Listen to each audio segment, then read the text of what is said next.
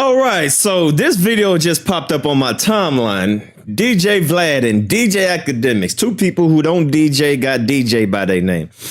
And this one shows, what does this show? The title of this is called Drake Has No Chance of Winning Universal Lawsuit. So let's see what DJ Akademiks, man, the number one glazer, the number one BBL Drizzy Drake Glazer says that Drake don't have no chance to win. This is interesting.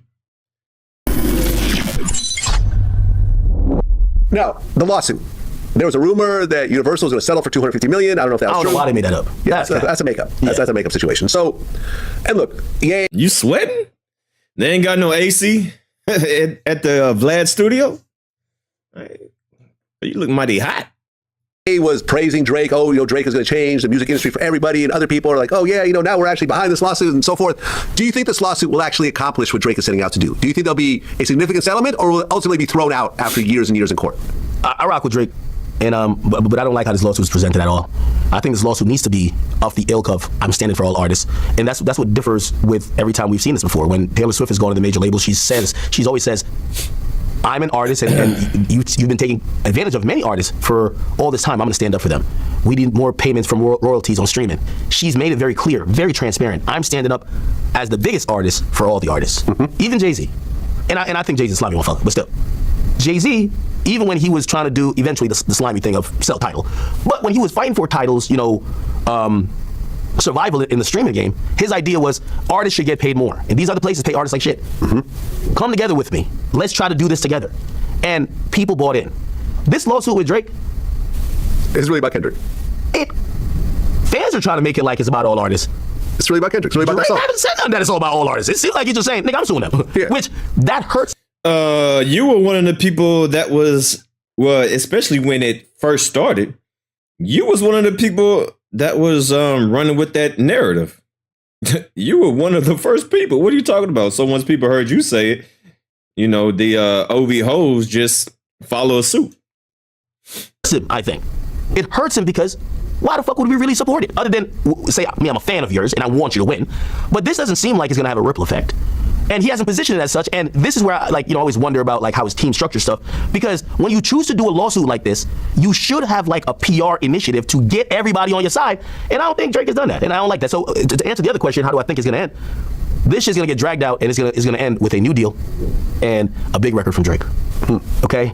A new deal and a big record? What do you mean, a new deal? He's going to sign back with Universal? Is that what you're saying? You see, fans are really intrigued, thinking that the Ponzi scheme is going to get blown up, it's going to be over. No, it's the music industry is the music industry. Nothing topples it, and nothing will change it. You get what I'm saying? There's a few monopolies that exist, but definitely within the entertainment world, you'll never be able to topple.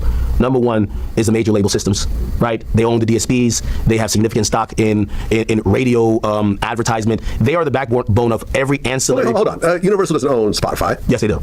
They might have a piece. It's a public company. That's the point. But how do they get a piece? We could all get a piece. No. They have a bigger piece? It's not about just having ownership.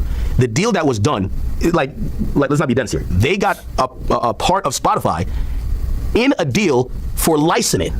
So they have some influence, right? Hey, you need your catalog. Universal Music Group owns a minority stake in Spotify. Yes, but it's not about owning it 3.27%. It's not about the I know in the grand scheme of things, that's a big chunk because it's a big public company right now. It's about the influence. 3%. It's about the influence. 3%. Vlad, you're arguing. It's not about how much they own. It's about the influence. The major labels own 85% of streamed music. Their catalogs is 85%. It has to be licensed. These streaming services, you could have the best technology. You need the catalog. No, you're right. If UMG says we're pulling all our music, we're taking it all down, Spotify would be in shambles. You got to play ball. Put it like this, and this is what I'm saying. Fuck the percentage. This is why recently UMG in their call, they've been putting pressure on even Spotify to create new revenue, because Spotify done told them we're not getting no new sign-ups. I don't know nothing about none of this. Listen, dude, I don't really care about none of this. I mean, this is just him. I don't care about none of this. We're not seeing the growth we used to see. So you know what they said? Well, we're the music industry. We need more money for the fucking music. You know what they said they're gonna do? Find other ways to tax the people that's there. We're gonna give different tiers. We're gonna try to see if we could. So again, if you think that UMG got like a hands-off relationship with Spotify, they're together. Spotify needs music. UMG got the biggest catalog. You think if they nudge them motherfuckers gonna move. That's how it works. I mean, look, when Universal responded to Drake and said, "Be careful what you wish for," after wanting to see all the back end stuff and so forth, are they basically saying, listen, everyone is juking their numbers, and if you want to go and expose this, we'll see that your numbers were faked as well, and so forth? I mean, is that kind of what it implies? Yeah, I think. Yeah. So it's not like they were just boosting Kendrick and they've never boosted Drake. No, if you really ask me, I think what they're trying to say is that, number one, we ain't do nothing. And if you ever see how major labels work, these days a major label will outsource half of what they're doing. Okay? So sometimes bullshit will be done. There are bullshit that gets done. They didn't do it themselves. They go through consultants. I'm a consultant for many labels, right? Now I might consult and say, hey, hire these guys here. These guys here know how to promote music. These guys are botting. These guys are doing all type of fuck shit. Universal don't know that. They cut the check. I act, you take that, you take that. Job done. They look at the charts or the numbers that come in. 3 weeks later, okay, job done. We ain't do nothing wrong. But is it there? Yes. So they have that plausible deniability. And what I believe what they're saying to Drake when they said, be careful what you wish for, I always said that to Nicki too. Like Nicki used to be like, oh, these other people, they're like buying numbers, payola, this and third. And I'm like, you know, you're one of the golden girls for Republic, right? You think everybody else is paying and y'all like, oh, we're integrity. You don't need to know. I think there's some shit with Drake that Drake don't know about his damn own career. Drake probably thought, oh, nah, Tootsie Slide was popping up because I did right foot up, left foot slide. No, nigga. We hit the button. We called these other people. These other people worked on these other songs.